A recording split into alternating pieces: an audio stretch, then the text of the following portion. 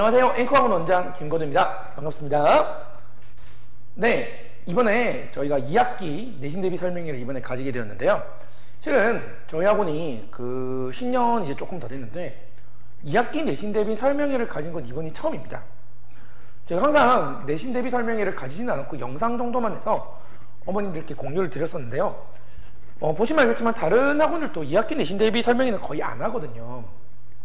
2월, 3월, 1월 이때만 설명회를 하고 내신 대비 설명회를 2학기 때는 잘 안 하는데 저희도 이번에 처음 하게 된 이유는 참석자분들께서 많이 없다는 걸 알고 있더라도 시작하게 된 이유는 어머님들께서 지금 1학년들 커리큘럼 교육과정이 많이 바뀌었잖아요.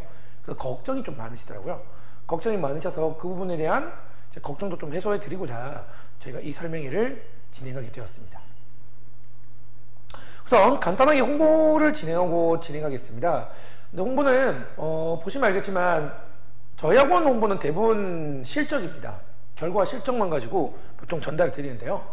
왜 그러냐 그러면 이제 다른 지역에서 수업하다가 저희 학원으로 오시는 선생님들은 당연히 뭐 경력이라든지 학벌이라든지 이런 걸 보여드리는데 학벌이 아무리 좋다고 하더라도 대치동에서 아무리 좋은 성적 거저 선생님이라고 하시더라도 이 동네는 좀 다르더라고요. 또 다르기 때문에 이 동네 오시고 나서는 이 동네에 맞춘 성적과 그리고 결과 실적만 저희가 항상 내세우고 있습니다. 그래서 저희가 이제 이게 이번 1학기 성적이고요. 과목별 국영수가 전교 1등 4회까지 합쳐서 55명 이번에 배출을 하였습니다. 그래서 뭐 요걸 다 읽을 시간은 없고요. 여기 사대부고도 좀 있거든요. 한번 보시면 좋을 것 같고 성신여고들도 학생들도 좀 있습니다. 네, 그 다음에 두 번째로 이건 중등 프리미엄 관련된 내용입니다. 고1 설명인데 중등 프리미엄을 이제 말씀드리는 이유는 동생들도 좀 있고요. 주변 지인분들 중에 1살, 2살 차이 나는 이제 그런 학생들도 좀 지인분들도 좀 계실 텐데 저희가 이 중등 프리미엄을 이번 7월에 2주차에 확대 개편을 했습니다. 이제 한 2달도 안 됐죠. 지금 오픈한 지 2달도 안 됐는데 저희가 1년 반 동안 굉장히 좀 신경을 많이 쓰고 준비를 했어요. 그래서 준비를 좀 철저하게 해서 그런지 어머님들의 그 호응이 되게 좋습니다. 호응이 되게 좋고 저희가 이 과정을 지금 벌써 한 달 반밖에 안 됐지만 마감된 반이 있어가지고 분반도 하고 지금 확대를 더 하고 있고요. 지속적으로 계속 학생들이 어머님들께서 문을 두드려주고 계십니다. 그래서 언제든지 또 이런 게 또 상담이 필요하시면 연락 주시면 저희가 친절하게 상담 드릴 수 있도록 하겠습니다. 저희가 이걸 어느 정도 신경 쓰고 있냐면요. 어머님들께서 중학생은 좀 관리가 필요하다는 건 다들 알고 계시죠?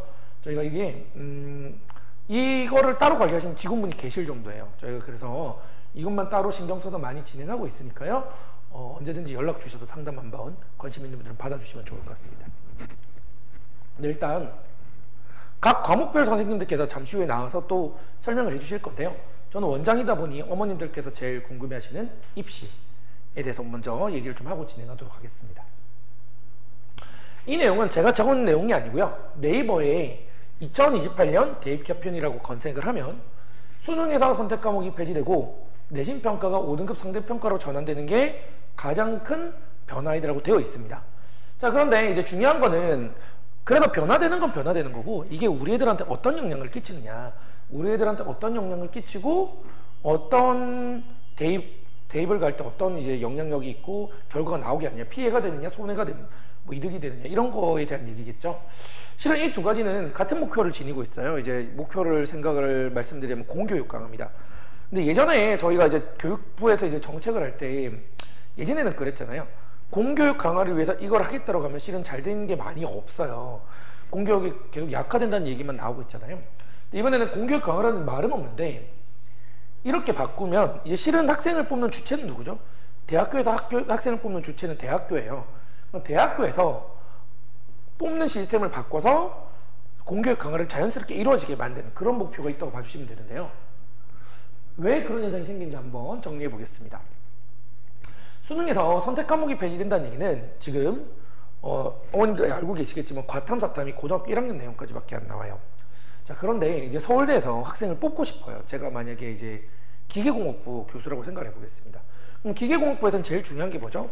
물리1, 물리2, 기하, 미적분투 이제 이렇게 계정이 이렇게 되는데요. 문제가 있죠. 이 네 과목이 제일 중요한데 이 네 과목을 전부 다 수능 시험 범위가 아닌 거예요. 그러니까 이제 대학교에서 어떻게 생각하죠? 아, 수능을 아무리 잘 쳐봤자 우리 학교에 들어왔더니 기초가 부족해서 수업을 못 따라올 수 있겠구나라는 생각을 하게 됩니다. 그래서 서울대에서는 이미 발표를 했죠. 지금 1학년부터 정시에 내신을 40% 넣겠다고 얘기를 했어요. 자, 무슨 얘기냐? 원래 이제 저희가 정시에 오해하고 있는 게 있는데, 정시가 이제 수능 100이 아니고요. 정시가 50% 이상인 전형을 이제 정시라고 그러는데요. 수능이 50% 이상인 전형을 정시라고 그러는데요. 서울대도 이제 시작을 했죠. 내신을 40% 넣겠다. 그러면 수능 비중이 줄어들고 내신 비중이 늘어나기 때문에 저절로 공교육 강화가 된다. 이렇게 좀 생각을 해주시면 되고요. 그 다음에 내신 평가가 5등급 상대평가로 정했다. 이것도 최종적으로는 공교육 강화를 시킬 수 있는 목적이 있다고 보시면 되는데요. 예를 들어서 개정 전에는 9등급제였잖아요. 9등급제면은 뭐 모든 학교는 아니겠지만 일반적인 학교에서 전교 1등부터 10등까지가 1등급이거든요. 이제 서울대는 이제 만능 인재를 좀 많이 뽑았기 때문에, 물론 과목을 안 보진 않겠지만 내신 평점 1.0 이내랑 1.5 이내랑 나는 1.0 이내를 뽑을게, 이렇게 했었단 말이죠. 그런데 이제 개편이 되면 어떻게 되냐면 인원이 많은 학교는 전교 1등부터 전교 30등까지가 다 1등급이에요. 그럼 대학교 입장에서 어떻게 되죠? 이런 걸로 애들이 정말 잘하는지 평가를 확실하게 못하겠다 이거예요. 어떤 애는 운이 좋아가지고 전교 30등을 모든 과목에서 1.0이 될 수 있는데, 어떤 애는 한 과목은 31등이고 나머지 전교 1등이라서 1.0이 안 될 수 있는 거잖아요. 그 객관성이 많이 떨어지게 되죠. 그러니까 서울대에서도 또 이런 생각을 하게 됩니다. 그럼 나는 내신 평점만 보는 게 아니고 좀 더 자세하게 들어볼 거야 라고 얘기를 해요. 자, 그러니까 이런 식이죠. A라는 친구는 내신이 1.0인 거예요. 1.0인데 역시나 기계공학부인데 물리원, 물리투, 미적분, 기하를 안 들은 겁니다. 안 들었으니까 실은 또 똑같죠. 우리 학교 와서 제대로 수업을 따라올 수 있지, 알 수 없다 이거예요. 그런데 이제 그 5등급제로 바뀌고 나서 이제 과목을 슬슬 봤더니 내신이 1.5 이내가 있어요. 1.5 이내는 뭐 개정전으로 따지면 2.0보다 더 아래이겠죠. 그래서 2.0이랑 1.0을 비교하는 수준인데, 근데 이 친구는 1.5긴 한데 봤더니 왜 1.5였는지 봤어요. 근데 전부 다 1등급인데 물리학 2를 선택했는데 물리학 2가 5등급이었던 거예요. 5등급이면 꼴찌잖아요. 개정전 9등급인데. 그런데 자세하게 살펴봤더니 이렇게 돼 있었던 겁니다. 전교에서 물리학 2를 3명만 신청을 한 거예요. 3명 중에서 3등이 돼서 5등급이 나온 겁니다. 그러면 서울대가 이거를 알았어. 너는 전교 꼴찌가 아니고 5등급이 아니고 너는 물리학 전교 3등이라고 인정해 줄게라고 하는 거예요. 이걸 이제 어머님들께서 많이 들어보셨겠지만 정성평가라고 그럽니다. 그래서 이제 대학교에서 과목 특색, 과목 수강 인원수, 거기 이제 원점수, 뭐 표준편차 이런 거 다 보고 뽑겠다. 그래서 내신 평점만 가지고 뽑지는 않겠다. 이렇게 얘기를 한 거나 마찬가지거든요. 역시나 그렇게 되면 이제 학생들이 단순한 줄 세우기를 벗어나게 되겠죠. 어머님들께서 그 얘기 들어보신 적이 있으실 거예요. 그 사탐런이라는 얘기 들어보셨나요? 사탐런이 뭐냐면 지금 대학교 갈 때 학생들이 등급을 잘 따기 위해서 선택 과목 중 하나를 이공계생인데 사탐 한 과목을 선택하는 겁니다. 사회문화 또는 윤리와 사상. 이 사탐런이 왜 핫해졌냐면 사탐이 실은 등급을 따기가 편해요. 문과 애들이 평균적으로 이과 애들보다 공부를 못하는 경향도 있을 수는 있지만 그거보다 예체능 애들은 다 문과 시험을 치다 보니까 실제로 등급 따기 훨씬 쉽습니다. 거의 한 2배 정도. 이공계 과목 선택해서 2등급 받는 거랑 아마 제가 봤을 때 2등급 받는 정도의 친구들이 사탐 똑같이 공부하면 1등급은 무난하게 받을 것 같거든요. 그런 현상이 생기는 거예요. 어떤 현상이죠? 저희 다 잘못됐다는 거 알고 있어요. 본인이 원하는 과목도 아니고 등급만 따기 좋은 과목을 선택을 해서 그것만 집중한다 이거예요. 이게 잘못됐다는 게 다 알고 있기 때문에 이런 식으로 바꾸면서 공교육 강화도 이루면서 잘못된 걸 바로잡겠다는 얘기입니다. 자, 그런데 어머님들께서 최근에 이제 많이 문의 주시는 게 뭐냐면 고교학점제를 전문 재검토 또는 폐지를 해야 된다 이런 얘기를 많이 들어보셨을 거예요. 고교학점제를 전면 재검토해야 되고 폐지해야 된다 이런 얘기 많이 들어보셨을 건데, 실은 고교학점제는 이 내신평가 5등급 상대평가랑 연계돼서 되게 좋은 시스템이거든요. 뭐죠 이게?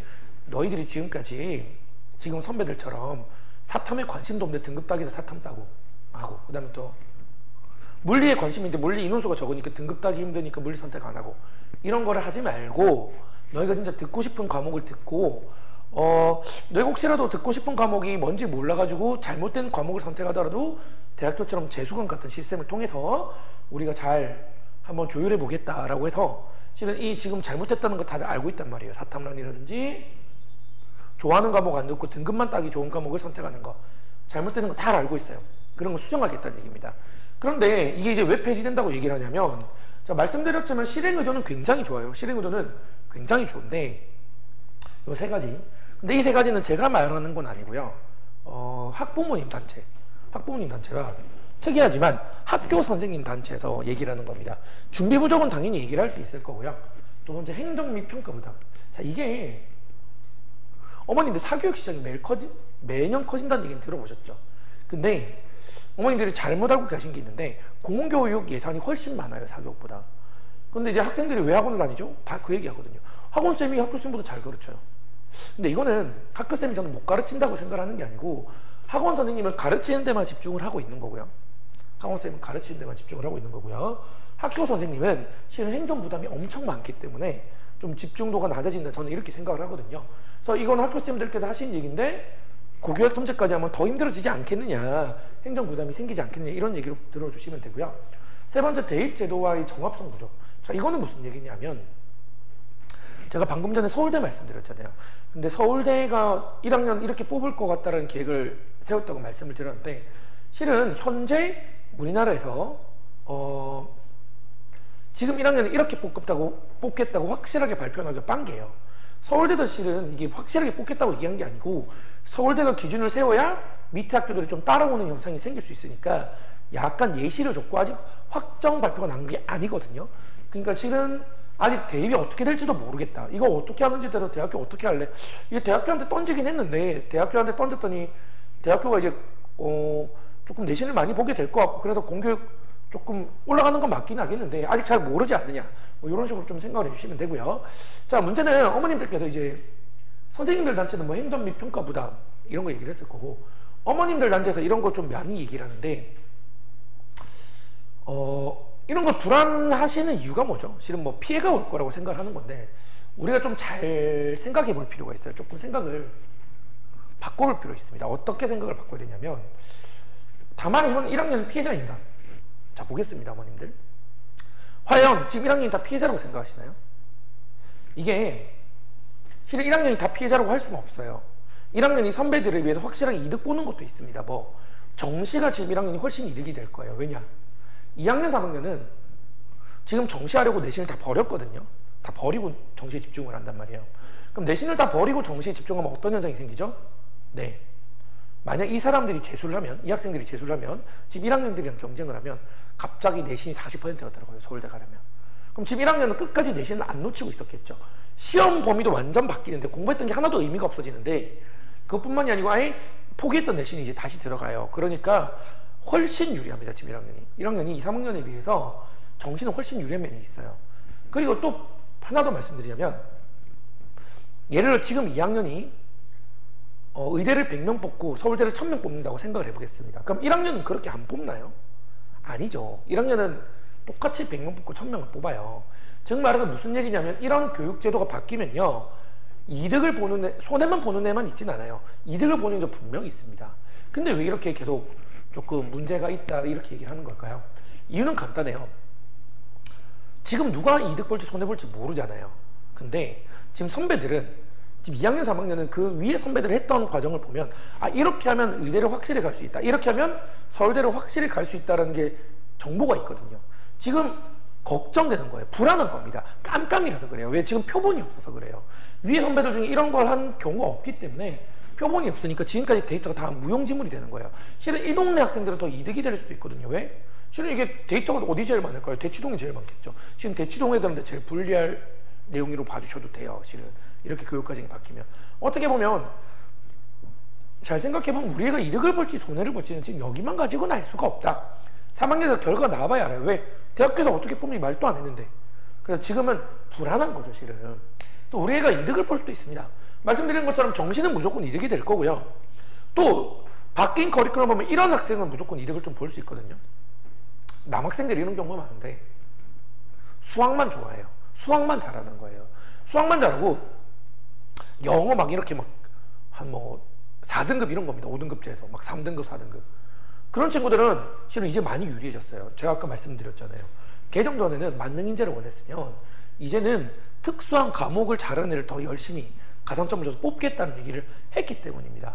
그렇기 때문에 그런 친구들은 더 이득이 될 수도 있어요. 자, 결국 우리가 여기서 뭘 해야 될까요? 실은 이제 교육정책이 대학교에서 어떻게 뽑는지 발표도 안 했기 때문에 고교학점제가 폐지되나 마나 이런 건 별로 안 중요해요. 이런 거는 저희 뭐 손을 떠났습니다.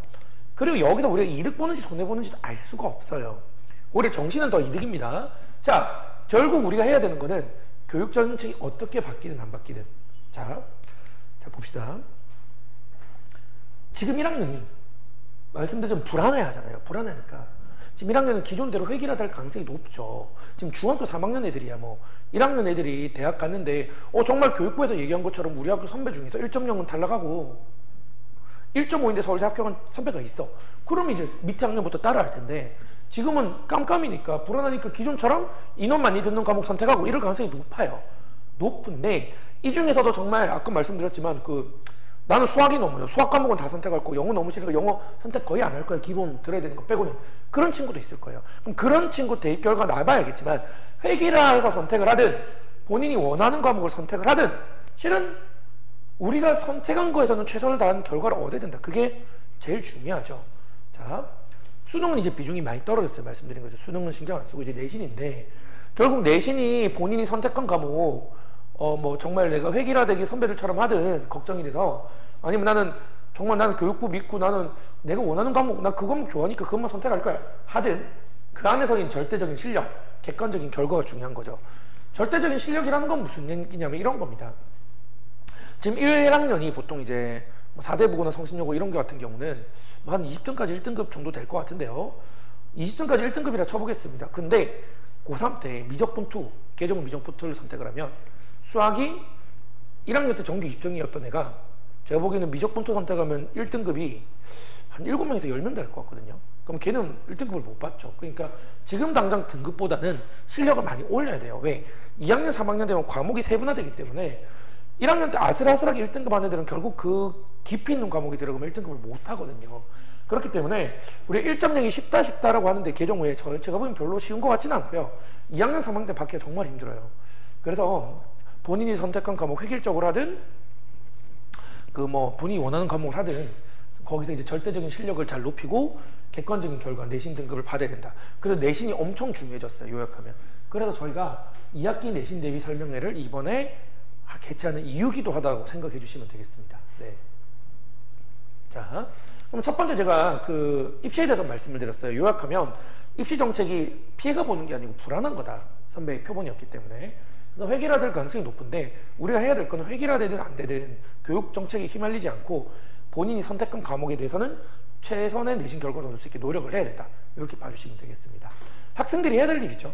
내신 열심히 듣라고 해주시면 좋을 것 같아요. 자, 두 번째는 제가 어쨌든 수학을 가르치다 보니 개정 후 수학 공부를 어떻게 해야 되는지 2학기 수학 공부를 어떻게 해야 되는지 한번 전달해 드릴게요. 자, 공통수학 2 중간고사, 기말고사 이렇게 됩니다. 우리 학교는 예전과 많이 다른가? 실은 예전과 별로 안 다릅니다. 왜냐하면 선배들은 요리 경우의 수가 있었는데 이 경우의 수가 1학기로 빠졌어요.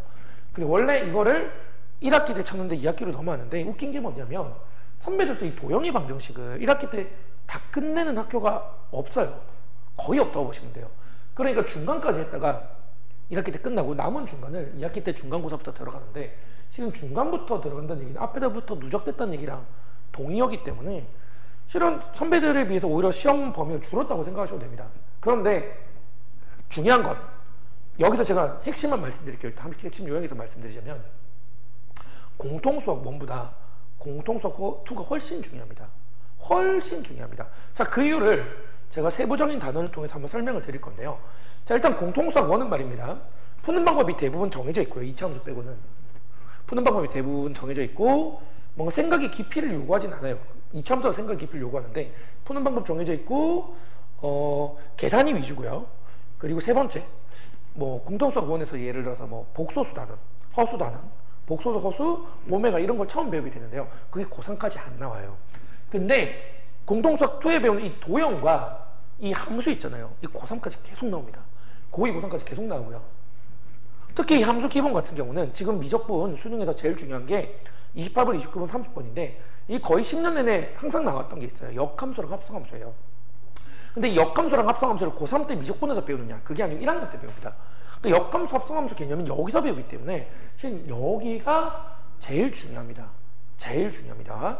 그래서 이 공통수학 2가 왜 중요하냐를 물어보면 실은 공통수학 1을 배울 때 사춘기가 와가지고 학생들이 좀 공부 놓치면 따라잡을 수 있는데 여기는 3년 내내 고생하기 때문에 실은 공통수학 1보다 한 2배를 투자해야 돼요. 그리고 중요도가 높은 이유가 또 있습니다. 뭔지 보겠습니다. 자, 도형. 대부분 학생들이 힘들어하는 단원입니다. 대신 중학교 때 못했던 건 극복이 가능해요. 중학교 도형과 좀 달라가지고 중학교 때 못했던 건 조금 극복을 할 수 있는데 여기서부터 성적 역전 현상이 엄청 많이 나오거든요. 왜냐하면 공통수학 1은 말씀드렸지만 푸는 방법이 거의 다 정해져 있어요. 푸는 방법이 대부분 정해져 있는 단원을 잘 치는 방법은 많이 풀면 돼요. 그러니까 1학기 때는 많이 푸는 애가 성적이 잘 나옵니다. 그런데 이 도형부터는 도형도 있고 수식으로 푸는 방법도 있고 풀이 방법이 정말 다양합니다. 너무 다양하기 때문에 수학에 대한 깊이 있는 관심을 가지고 수학에 대한 시야를 넓히지 않으면 많이 푼다고 해도 성적이 나오지 않습니다. 그래서 저도 이제 1학기 때 개정 전에 이제 4, 5등급 했던 친구들 2학기 돼서 1등급 올라온 친구가 매년 한 4, 5명씩은 되거든요. 그만큼 성적을 올리기도 쉽고 내려오기도 쉽다. 항상 주의해 주셔야 됩니다. 그리고 그 중에서도 이제 학생들이 가장 어려운 원. 근데 원은 의외로 최고 난이도 문제를 제외하고는 푸는 방법이 좀 정해져 있긴 합니다. 정해져 있긴 한데, 자, 학생들이 체감 난이도가 엄청 높아요. 왜 그런지 설명을 해보겠습니다. 저희 학교쌤들도 내신 내면은 창작이 고통이 있어요. 어려운 문제는 괜히 만들어서 냈다가 오류 생기면 또 재시험 쳐야 되고. 그래서 학교쌤들이 이제 어려운 문제를 내기 가장 쉬운 방법이 뭐냐 하면 모의고사 기출을 변형해서 내는 겁니다. 모의고사 기출이 퀄리티도 좋고 당연히 문제 내용도 좋고 그렇기 때문에 굉장히 학생 공부에 도움이 된다는 건 다들 아세요. 자, 그런데 저희가 모의고사를 살펴보겠습니다. 고등학교 1학년 3월, 6월, 9월, 11월, 2학년 3월까지 모의고사가 있는데 1학년 3월 모의고사는 중학교 거밖에 안 나오기 때문에 빼겠습니다. 그럼 남은 모의고사가 6, 9, 11월, 3월입니다. 자, 근데 이 중에서 6월 모의고사를 제외하고 9월 모의고사부터 이 내용이 들어가요. 그러니까 전체 모의고사 어려운 문제 75%가 공통수학 2에서 나옵니다. 공통수학 1에서는 25%밖에 안 나와요. 그래서 우리가 기출문제집의 가장 대표적인 게 자릿소리 같은 건데 이 공통수학 1 자릿소리는 애들이 정말 잘 풉니다. 되게 잘 풀어요. 그냥 킬러 문제도 잘 풀어요. 왜 킬러 문제가 말이 킬러인지 별로 안 어렵거든요. 근데 공통수학 2 오면은 문제 난이도 어려운데 문항수가 엄청 많은 거예요. 기출 킬러가. 그러니까 기출만 마스터하는 것도 쉽지 않아요. 공통수학 1에서 했던 자릿소리 생각하고 2 들어오면 난리 납니다.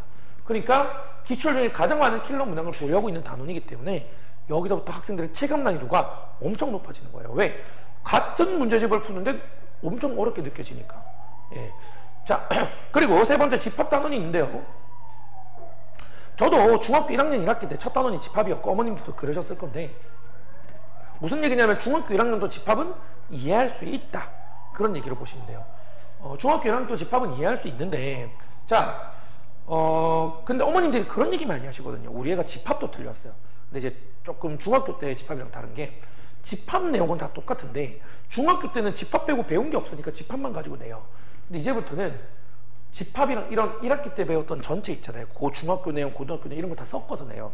그러니까 집합 문제를 틀리면 내가 정말 집합을 몰라서 틀리는 건지 아니면 다른 단원 내용을 몰라서 틀리는 건지를 구분을 지을 필요가 있습니다. 그래서 집합도 생각보다 좀 많이 어렵습니다. 자, 자, 그럼 기말로 들어가면 명제. 명제는 실은 집합이랑 거의 비슷하기 때문에 딱히 얘기할 건 없을 것 같고요. 국어 실력과도 관련이 있다. 이 정도만 좀 생각해 주시면 되고 이게 제일 중요하죠. 함수 기본. 아까 말씀드렸죠. 고3까지 계속 연결됩니다. 합성함수, 역함수. 제가 보면 1학년 전체 내용 중에 합성함수, 역함수가 저는 제일 중요한 것 같아요. 그 정도로 중요하다고 보시면 되고 여기 나왔던 솔직히 심한 문제는 기초는 다 풀어보고 가야 됩니다. 그게 맞습니다. 자, 그런데 다행스럽게 유리함수, 무리함수 이거 의외로 쉽거든요. 자, 선생님 저는 유리함수, 무리함수가 어렵던데 이 얘기하는 친구들이 있을 건데 이렇게 보시면 돼요. 수학 문제의 난이도를 1부터 100까지 있다 그러면 이 함수 기본은 난이도 1인 문제도 있고 난이도 100인 문제도 나와요. 근데 유리함수는, 무리함수는 난이도가 너무 쉬운 거 놓고 한 30부터 시작해요. 근데 제일 어려운 것도 한 70밖에 안 되는 거예요. 그러니까 마스터하기가 쉽습니다. 선생님 근데 쌤이 70까지밖에 난이도 안 나온다는데 엄청 어려운 문제 여기 있는데요. 근데 대부분 그런 문제는 얘를 섞어요. 이걸 섞어서 내기 때문에 이거를 몰라서 틀리는 건지 이거를 몰라서 틀리는 건지 정확하게 구분 지을 필요가 있습니다. 그래서 이런 공통수학 투하에 대한 얘기를 요약을 하면 수학에 대한 시야를 넓혀야 되고 다양한 풀이를 익혀야 된다. 그리고 1학기 때랑 다르게 핵심 유형이랑 기출 마스터하는 것만 해도 쉽지 않다. 그게 최소한의 1차 목표로 봐주시면 돼요. 그거를 못하면 고3까지 계속 고생된다. 이렇게 보시면 되고요. 그럼 우리 학교는 어떠냐? 똑같습니다. 대부분 학교 똑같다고 보시면 돼요. 여기 메인이고 여기 진짜 공부 열심히 해야 됩니다. 그거를 계속 신경을 좀 써주시는 게 좋아요. 자, 그렇습니다. 자, 그러면 이제 마지막 세 번째, 제가 첫 번째 입시 말씀드렸고요. 입시 말씀드렸고, 두 번째 이제 바뀌는 수학, 공통수학 정말 중요해요. 1학기보다 제가 보기에는 거의 공부 시간 2배로 늘려야 됩니다. 마지막 세 번째로는 제 수업 안내를 드릴 건데요. 여기는 9개 학교 있잖아요. 성신여고도 있고, 네, 그렇죠. 뭐 개성고, 신일고, 영고, 창문여고. 4대부고도 지금 없긴 한데 4대부고도 지금 4등급에서 1등급 올린 친구가 있거든요. 선배들 중에. 어쨌든 여기 학교에서 1학년, 2학년, 3학년 합치면 9개 학교니까 27개 정도의 전교 1등이 있겠죠. 물론 동점수 전교 1등이 있을 건데 뭐 수학은 그런 경우 좀 적으니까. 근데 동점수 27명에 확통 미적까지 합하면 전교 1등이 35명 정도 될 것 같은데요. 제가 그 중에서 중간고사 전교 1등을 20명 뽑았습니다. 기말고사는 19명 뽑았는데 제가 지금 고3이 이 중에서 대부분 또 고3이거든요. 고3이 10명에서 12명이에요. 중간이 12명이고 기말이 10명이었나 반대였나 그랬는데 지금 제가 고3 1학기 때 100명에서 120명 정도를 가르쳤거든요. 그중에서 전교 1등이 10명에서 12명이에요. 무슨 얘기죠? 제가 가르친 애들 10명 중에 1명이 전교 1등인 거예요. 장난 아니잖아요. 근데 이 친구들이 2년 전에 어떻게 됐느냐. 2년 전에 반에 10명에서 15명 사이밖에 안 됐어요. 근데 그 중에서 전교 1등 빵명이었고요.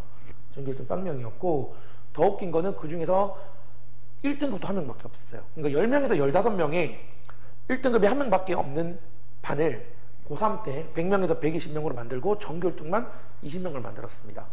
그래서 정말 이 정도로 성적을 많이 올리고 학생들이 유입이 되고 만족을 하고 퇴원율이 낮고 이렇게 진행한다고 봐주시면 되는데 그럼 어떻게 그렇게 애들이 성적이 오르냐 이런 걸 말씀드리자면 그리고 그거 말씀드릴게요. 보시면 알겠지만 저는 최상위권 통합반입니다. 학교 구분이 없어요. 최상위권 통합반인데 일단 최상위권 반이다 보니까 지금 이게 중요하죠. 동기부여. 의욕이 좀 있는 친구들이에요. 의욕이 좀 있는 친구들이니까 푸시를 하면 그만큼 따라옵니다. 숙제도 좀 많은 편이고요. 동기부여가 끝없이 한다는 게 무슨 얘기냐면 저는 전교 1등하고 100점 반도 인정을 안 해요. 지금 이제 수능이 좀 쉽긴 해서 그런데 3년 전 수능만 말씀드리겠습니다. 3년 전에 미적분 수능 만점자가 강북, 성북, 현역 고3들 중에서 만점자가 1명밖에 없었어요. 그러니까 최소한 수능 만점은 받아야 제가 봤을 때 뭐가 된다? 네, 9에서 1등 정도 된다. 그 정도는 목표를 해야죠. 왜? 어차피 재수생들은 다 경쟁을 할 건데. 그래서 끝없이 동기부여를 해주고 그걸로 만족하면 안 돼. 이런 식으로 얘기를 합니다. 당연히 개념 정리도 완벽하고요. 제 수업의 메인은 약간 이 풀이법 쪽에 있는데 이 고3 수업 중에서 어떤 한 문제는 제가 그 한 문제 가지고 50분을 수업을 해요. 어떻게 한 문제를 50분을 수업하느냐? 교과서적인 풀이, 객관식적인 풀이, 주관식적인 풀이, 서술형적인 풀이 이런 걸 알면 이렇게 풀 수 있고 이런 걸 알면 이렇게 풀 수 있고 이걸 알면은 최종적으로 이렇게 풀 수 있다. 무려 7가지 풀이를 가지고 정리를 해줘요. 중요한 문제이기 때문에. 예. 그런데 전교 1등이 과연 그 문제를 그렇게 세세하게 분석해봤을까요? 아니죠. 전교 1등도 배울 게 엄청 많은 거예요. 저 문제를 저런 식으로까지 생각하고 접근할 수 있겠구나. 엄청 중요하죠. 그것뿐만이 아니고 특이한 점을 말씀드리자면 제가 아까 100명에서 120명 가르친다고 했잖아요. 이 중에 전교 1등이 20명인데 개정전 내신 4등급인 친구들도 한 10명이 돼요. 그게 말이 되느냐? 어떻게 간스텐 수업을 듣느냐? 아까 제가 7개 설명해드리고 말씀드렸잖아요. 풀이 방법이 7개거든요. 4등급도 그 중에서 들고 갈 게 있는 거예요. 차근차근 진행하기 때문에. 그래서 잘하는 애든 못하는 애든 본인이 의욕만 있고 실은 할 의지만 있다면 제 수업 와서 성적이 엄청나게 올라간다. 개정전 4등급, 5등급, 1등급으로 정말 많이 올렸어요. 요 전교 1등 중에 한 명은 1학년 때 4등급이었어요. 개정전에. 근데 지금 이번 전교 1등까지 올라왔습니다. 그 정도로 성적이 좀 오른다고 생각하시면 돼요. 잘 쫓아오고 있으면. 마지막으로 수업 시간의 질이 대부분 평일 수업이 6시부터 10시까지인데요. 실은 저는 4시부터 12시까지 8시간 수업한다고 생각을 해요. 왜? 4시부터 6시까지 수업 준비하면서 좀 부족한 애들 불러서 질문을 좀 받아주고요. 그리고 제가 최상위권 심화반이다 보니 실은 수업 시간 안에 다 못 끝내요. 보통 다 못 끝내기 때문에 마무리 못한 문제 플러스 학생들의 개별 질문 손글씨로 안 하고요. 실제 수업하는 거랑 똑같이 찍어서 보내줍니다. 최소 밤 12시까지 다 찍어서 다 보내고 퇴근해요. 그러니까 저는 항상 마음가짐이 평일에 그냥 8시간 수업한다고 생각하고 들어온다고 생각해 주시면 되겠습니다. 이런 걸 통해서 그만큼 성적이 오르는 거죠. 자, 이제 제 커리큘럼은 지금 1학년은 현재 이렇습니다. 주일에 수업 2종류고요. 주일에 수업 2종류인데 고쟁이 블랙라벨 평일에 하는 수업이 하나 있고요. 주말에 이제 수능형 심화 문제 하는 수업이 있습니다. 그래서 이 두 개를 다 듣는 학생들도 있고요. 하나만 듣는 학생도 있고 다른 선생님 수업이랑 이 수업을 병행해서 듣는 친구도 있습니다. 보시면 알겠지만 뭐 어떤 수업을 들어야 될지 잘 모르겠으면 언제든지 학원 데스크로 연락을 주시면 제가 상담 전화도 해서 잘 맞는 수업 배정해 드릴 수 있도록 할 테니까요. 그런 거는 걱정 안 하고 또 문의 주셔도 될 것 같아요. 자, 일단 저는 이제 제 수업 관련해서 3가지를 말씀드렸는데요. 첫 번째 입시 관련해서 우리가 해야 되는 건 선택 어떤 게 한 거인지 모르겠지만 최선을 다해서 등급 받을 수 있도록 내신에 집중해야 된다. 두 번째 수학은 2학기 게 너무 중요하니까 진짜 1학기보다 공부 시간을 2배로 늘려야 된다. 세 번째 제 수업에 대한 안내를 드렸습니다. 자, 질문을 받긴 해야 되는데 어쨌든 저도 뒤에 수업이 있고 다른 쌤들도 이제 좀 이따 발표를 하셔야 되니까요. 뭐 언제든지 학번으로 연락 주시면 원장님, 김건우 원장님 좀 상담을 받고 싶다면 제가 준비하고 있을 테니까요. 편하게 연락 주시고요. 오늘 제 발표는 여기까지로 마치겠습니다. 감사합니다. 다음 선생님 모시고 앵커학 원장 김건우였습니다. 감사드립니다. 자, 사대부고 1학년 수학 1학기에 대해서 한번 분석을 해 드릴 거고요. 그리고 2학기 내신이 중요하니까 어떻게 준비해야 될지에 대해서 말씀을 드리겠습니다. 네, 저는 앵콕학원 이호재 강사고요. 네, 현재 사대부고 1학년 전임을 맡고 있습니다. 그래서 오늘 순서는 사대부고 1학년을 지금 어떻게 지금 구성이 되어 있는지 한번 분석을 해 볼 거고요. 그럼 이제 2학기 수학 내신 대비는 어떻게 진행할지에 대해서 말씀을 드리겠습니다. 사대부고 1 현황. 사대부고가 참 이제 홈페이지 공개가 너무 안 돼요. 제가 매년 봤는데 최신화를 잘 안 해줍니다. 홈페이지 안에. 다행히도 최근에 이제 홈페이지가 이제 좀 최신화가 되어 있어서 말씀을 드리는 거고요. 현재 고1은 일단 제가 조사한 바에 의하면 224명이 있습니다.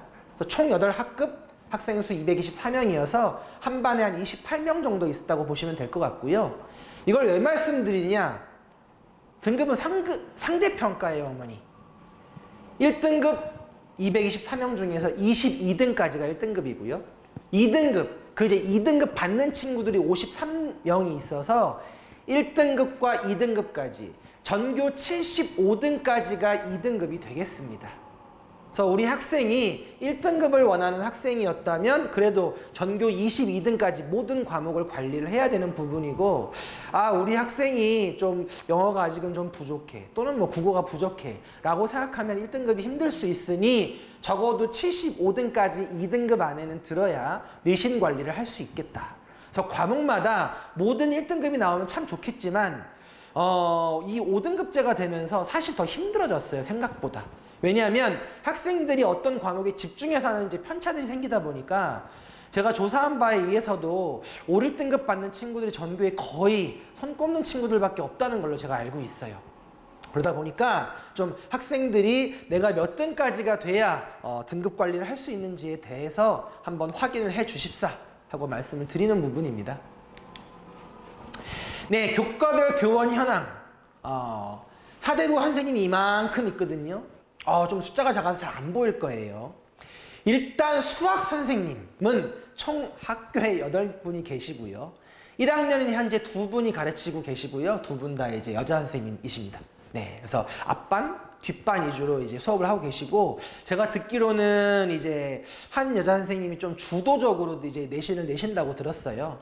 학생들이 이제 선생님 말만 듣고 올해 내신은 쉬울 거니까 야 이거 틀리면 안 돼 라고 학생들한테 얘기했는데 막상 시험은 어렵게 나오고, 특히 이번 이제 1학기 기말고사죠. 기말고사 시험이 이제 전교 1등도 90점대 초반 나올 정도로 굉장히 어려운 시험이었었는데 좀 그런 부분들을 학생들이 놓치다 보니까 그냥 선생님 말만 듣고 야 이번 시험 쉬워? 그럼 쉬웠겠지? 쉽게 준비해야지 하다 보니까 시험 어렵게 나오면 학생들이 당황을 하는 거예요. 특히 이제 사대부 같은 경우는 이제 개정 전에는 좀 학교 시험이 쉬운 편이었었습니다. 교과서 문제만 맞춰도 대부분 한 7, 80, 90점대까지도 나올 수 있는 시험이었었는데 지금은 이제 교과서만 풀어서는 70점, 60점? 이제 학생들 점수 이제 다 아시겠지만 5, 60점대 친구들이 굉장히 많아요. 왜? 교과서형 문제를 다 맞춰도 5, 60점밖에 안 나오는 거고 학생들은 또 거기서 실수할 수도 있고 뭐 시간 관리가 안 됐을 수도 있고 뭐 한두 개념 정도는 틀릴 수도 있기 때문에 그 점수대가 굉장히 낮아졌습니다. 좀 그러다 보니까 학생들이 좀 예년에 비해서 좀 1학기 성적이 좀 안 나오지 않았나라고 생각이 듭니다. 4대국어 1 이제 이게 2학기 이제 학교 이제 달력이죠, 달력. 네. 어떻게 보시면 되냐면 여기 지금 이제 추석 연휴가 있거든요. 그 연휴 전에 중간고사가 끝납니다. 그러니까 지금은 시점으로 학생들한테는 내신이 5주 정도 남은 거예요. 한마디로 지금부터가 내신 대비 기간이다라고 생각하시면 될 것 같고요. 4대국어는 전통적으로 특히 이제 종업식을 좀 빨리 하는 편. 그러니까 보통은 이제 방학식을 하고 이제 겨울방학이 있는 다음에 그 다음에 2월 달에 다시 개학식을 하고 종업식 또는 졸업식을 했었었는데 4대국어는 이제 1월이죠. 1월 한 둘째 주쯤 때 졸업식과 종업식을 같이 합니다. 이걸 왜 말씀드리는 거냐면 중간고사와 기말고사 텀이 거의 2달 반이에요. 지금 개학을 하고 나서 중간고사까지는 거의 5주인데 기말고사까지는 거의 한 9주? 10주가 나오기 때문에 학생들이 지금 중간고사 대비를 열심히 해야 되는 건 당연한 거고요. 추석 연휴 이후로 거의 2달 반 정도의 기간이 있기 때문에 혹시나 여름방학 때 공부가 좀 덜 된 친구가 있다면 이때 기점으로 해서 뭐 수학의 입장에서도 개념심화 부분으로 해서 좀 빡빡하게 진행을 할 수가 있습니다. 물론 이 기간에 학교에서 뭐 수행평가나 다른 부분들을 많이 줄 거라고 생각이 드는데 국가에서도 이제 학생들이 너무 수행평가가 심하다라고 했기 때문에 웬만하면 학교에서 수행평가를 처리할 수 있게 해라 라고 지침이 내려와 있고 사실 4대국어는 국가 지침에 좀 잘 따르는 편입니다. 뭐 확정은 아니겠지만 수행평가를 학생들이 준비하는 게 1학기보다는 좀 수월하지 않을까라고 저는 조심스럽게 예상을 하는데 그 부분은 뭐 학교 지침이니까 따라가야 될 것 같고요. 일단 중간고사까지는 텀이 굉장히 짧기 때문에 학생들이 중간고사 시험에 조금 집중해서 준비를 해야 되는 부분이 있을 거고 기말고사까지는 텀이 굉장히 길기 때문에 그때 학교에서 필요한 뭐 생활기록부에 들어갈 학교 활동이라든가 뭐 독서 부분들, 동아리 부분들을 이때 좀 채울 수 있게 학생들이 좀 준비를 해야 될 것 같아요. 그래서 막연하게 그냥 공부 열심히 한다는 필요가 없고요. 학생들이 학교 생활이 굉장히 바쁘기 때문에 이 텀에는 내신을 집중하는 텀? 그리고 이때는 조금 시간적 여유가 있으니까 뭐 생활기록부에 맞춰서 동아리 활동이나 어떤 뭐 독서 활동이라든가 좀 학교 내외 활동에 대해서 생활기록부를 준비하는 시간이라고 보시면 될 것 같습니다. 자, 그리고 왜 말씀드렸냐? 4대국어가 이제 저도 매년 진행을 하다 보니까 다른 학교들은 달라요. 종업식 1월 이제 한 10일이라고 말씀드렸죠. 보통 윈터스쿨이나 다른 학교들은 이제 그 학원들은 1월 초부터 윈터스쿨을 좀 진행을 해요.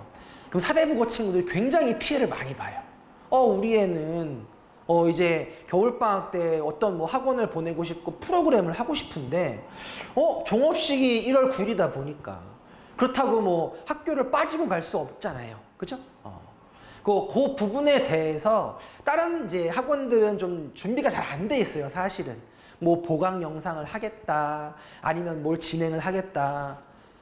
제가 매년 해봤을 때 이거 정말 최악입니다. 그러다 보니까 어머님들이 되게 선택의 폭이 좁아지는 경향들이 있어요. 그러니까 저희가 자신 있게 말씀드릴 수 있는 거는 저희는 4대국어반을 운영을 하고 있기 때문에 이 학생들이 어떻게 운영이 돼야 공부 공백이 빠지지 않게끔 저희도 윈터스쿨을 진행을 할 거지만 이 학생들을 미리미리 이때 준비시키고 이때 준비를 시켜서 학생들이 특히 수학적 공백이 없도록 충분히 프로그램이 되어 있다. 이게 저희만의 장점이라고 말씀드릴 수 있기 때문에 이 시간표 달력을 보여드린 거예요. 그래서 어중간하게 우리 애가 이 학원을 한번 보내고 싶은데 뭐 겨울방학 뭐 일주일치를 보강 영상으로 하겠다?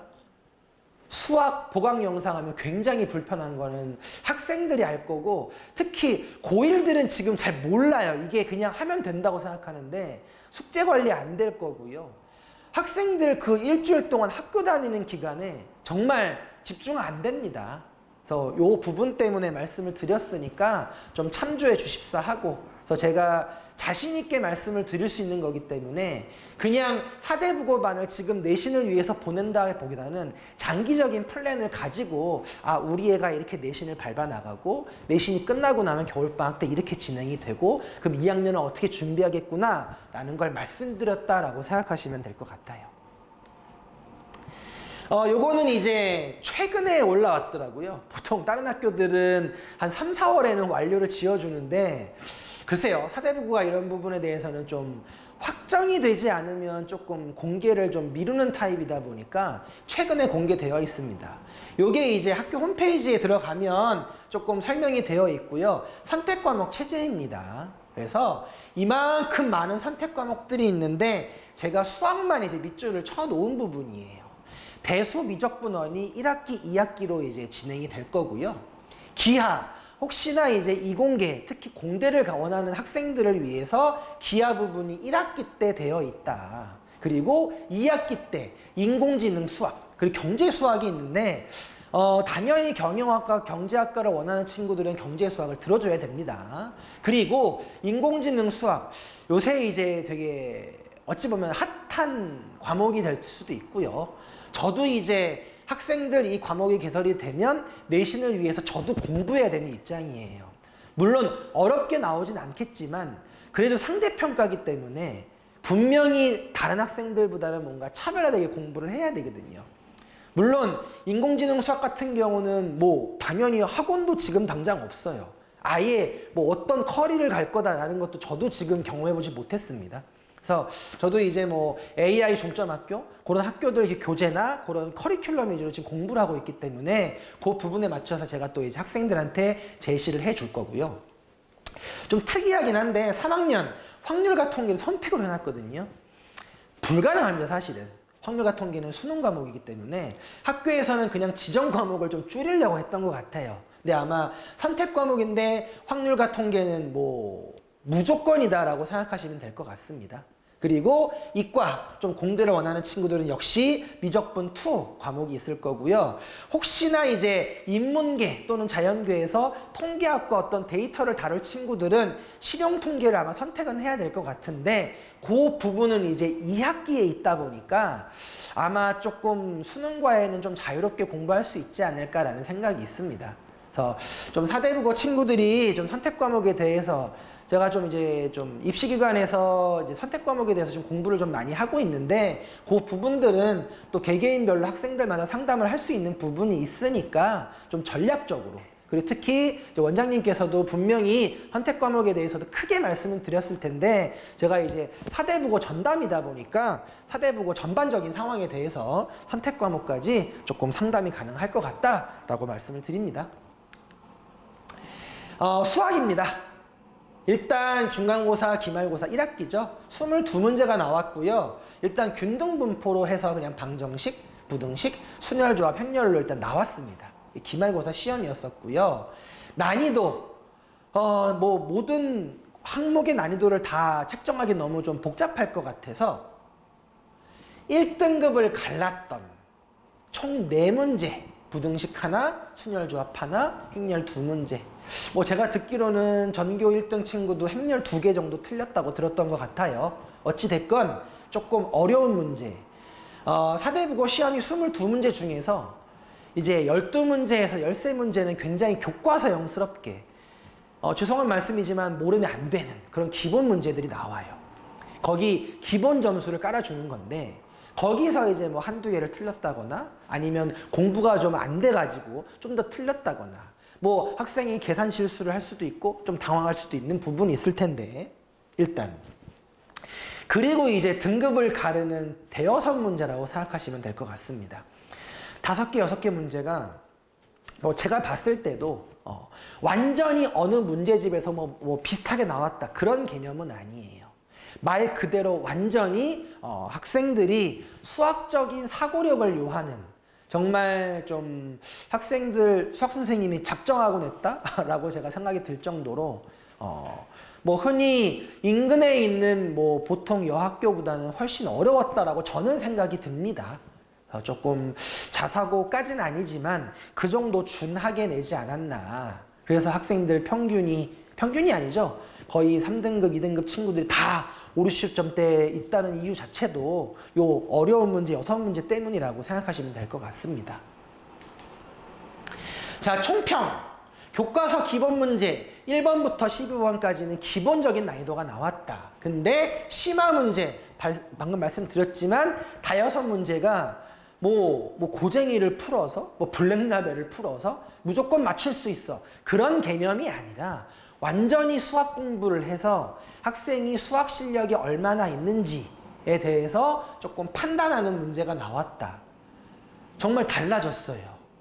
제가 작년까지만 해도 사대부고 친구들은 교과서 달달달, 변형 문제 달달달. 그래서 뭐 예전 교과 과정에 뭐 그래도 한 2, 3등급은 나올 수 있게 준비를 시켜줬었는데 지금은 그렇게 하면은 좀 안 됩니다. 좀 수학에 조금 더 집중을 해주셔야 돼요. 그래서 수학을 공부해야 된다. 절대 양치기로만 될 수 없다. 숫자 변형으로만 될 수 없다. 정말 수학 공부를 해야만 우리 애가 수학이 약한데 그래도 공부를 해야 되는 겁니다. 그냥 기본 유제 가지고 숫자 변형해가지고 자꾸 계속 교과서 5바퀴, 6바퀴 그거는 기본이 돼야 된다는 뜻이에요. 그 부분에 대해서 말씀을 드리고요. 시간 관리하는 게 굉장히 중요해졌어요. 학생들이 2번 시험을 봐서 내성이 생겼을 거라고 생각이 들어요. 아, 우리 학교 시험 맞아. 어려운 문제 어렵지? 쉬운 문제만 맞아도 되지? 라고 생각할 수도 있는데 시간 관리. 학생들이 앞부분에 시간 다 쓰고 나서 심화 문제 가니까 시간이 없는 거예요. 뭐 이제 한 2등급, 1등급과 2등급 라인에 있는 친구들 기준이라고 생각하시면 돼요. 농담 삼아서 12문제는 12분 안에 풀어야 됩니다. 이게 나중에 고3 때 수능하는 거랑 비슷해요. 뭐 수능에서도 쉬운 문제, 17문제를 50분 안에 풀어라 이런 어떤 이제 좀 기준 같은 게 있는데 뭐 사실 12문제 12분 안에 못 풉니다. 그 정도로 준비를 해야 학생들이 시험이 쉽든 어렵든 여유 있게 풀 수 있다는 거예요. 당황하지 않고. 시험이 어려운 학생이 당황하기 때문에 어느 정도 시험을 당연히 서술형 많이 어렵진 않을 텐데 쓰는 시간이 필요하니까 그리고 심화 문제 아까 말했던 이 6문제를 가지고 내가 풀 만한 한두 문제를 조금 5분에서 10분 정도 생각하고 접근할 수 있게 해야 저는 1등급이 될 수 있다고 생각은 합니다. 물론 학생들마다 편차는 있겠지만 조금 준비를 철저하게 해야 될 것 같다라고 말씀을 드렸습니다. 그래서 중상위권은 평소대로 그냥 열심히 중상위권은 1, 2등급 친구들이에요. 근데 1등급을 조금 더 안전하게 받기 위해서는 철저하게 교과서만 푸는 정도로 하시면 안 될 것 같고요. 특히 진로를 좀 미리 고민을 해야 선택 과목에 대한 게 있기 때문에 아무래도 미리 준비한 친구가 잘 될 수밖에 없습니다. 제가 아까 달력을 보여드린 이유도 학사 일정표죠. 그 부분들을 말씀드린 이유도 미리 준비를 하고 진로를 고민해야 학생들이 좀 여유 있게 로드맵을 계획을 하고 할 수가 있어요. 그리고 등급에 만족하지 말고 저희 이제 대표님께서 말씀하시는 거 똑같아요. 전교 1등 좋잖아요. 근데 전교 1등에 만족하는 게 아니라 조금 더 치고 나가서 내가 어떤 자사고 친구들이거나 내가 자사고라면 자사고에서 조금 더 좋은, 조금 더 빡센 학교들, 뭐 흔히 말하는 강남권 또는 뭐 목동권, 중계권 거기 있는 그 친구들과도 비교를 해서 밀리지 않게끔 반대로 얘기하면 내가 1등급을 받았지만 1등급에서도 더 안전하게 받을 수 있게끔 그래야 그날 컨디션이 안 좋았을 때도 1등급이 나올 수 있거든요. 아시겠지만 이 등급의 차이가 은근히 좀 큰 영향을 미치기 때문에 내가 이 등급만 받으면 돼가 아니라 안전한 등급을 받아야 되는 부분입니다. 그래서 요 5등급제가 가지는 시사가 있기 때문에 참조해 주시면 될 수 있을 것 같고요. 특히 1학년 때 지금 등급이 안 나왔던 친구들 정말 좌절할 필요 없어요. 정말 다 조사했는데 5, 1등급 받는 친구들 정말 손에 꼽습니다. 그냥 5, 1등급이 원래는 뭐 인서울이다. 이거 거짓말이 될 것 같아요. 특히 3학년 때까지 선택 과목들이 있기 때문에 올 1등급은 거의 저는 불가능할 거라고 생각이 듭니다. 반대로 얘기하면 2학년, 3학년 그 선택 과목에서 승부처가 될 수가 있기 때문에 내가 잘하는 과목 위주로 선택을 해서 등급이 나올 거기 때문에 내가 어떤 과목을 전략적으로 등급을 받느냐에 따라서 훨씬 1학년 때 안 나왔던 등급을 2, 3학년 때 역전할 수 있는 기회가 충분히 있다고 생각을 합니다. 그래서 이 부분이 아무래도 지금 입시의 가장 큰 선택 과목 핵심이기 때문에 아 지금 우리 애가 좀 힘드네, 정시를 해야 되나? 절대 아닙니다. 그래서 이 부분이 5등급제에서 가장 관건이기 때문에 특히 1학년 1학기 때 수학을 못했던 친구들도 아니면 준비가 안 됐던 친구들도 2학기 때 말씀드렸죠. 도형은 사실 좀 한 달 안에 하기 힘들겠지만 학생이 열심히 하면 됩니다.